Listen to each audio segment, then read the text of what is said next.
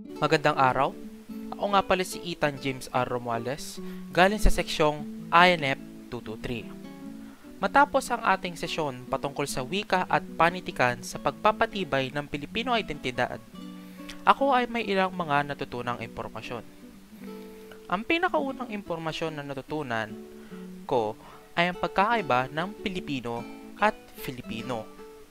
Ang Pilipino ay ang unang tawag sa pambansang wika ng Pilipinas noong 1959. Nang dumating ang taong 1987, ito ay naging Filipino na may letrang F, at ang Pilipino na may letrang P naman ay ginamit pang tawag sa ating mga tao na nakatiras at isinilang sa Pilipinas.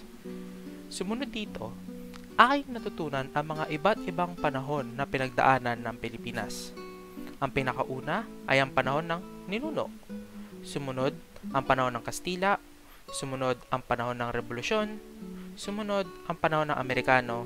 Sumunod, ang panahon ng Hapones. At ang panghuli ay ang panahon ng malasariling pamahalaan hanggang sa kasalukuyan.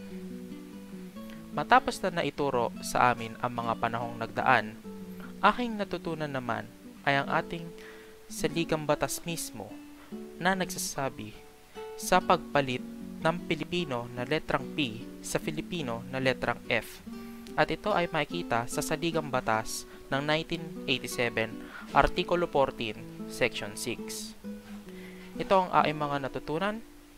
Salamat sa pakikinig.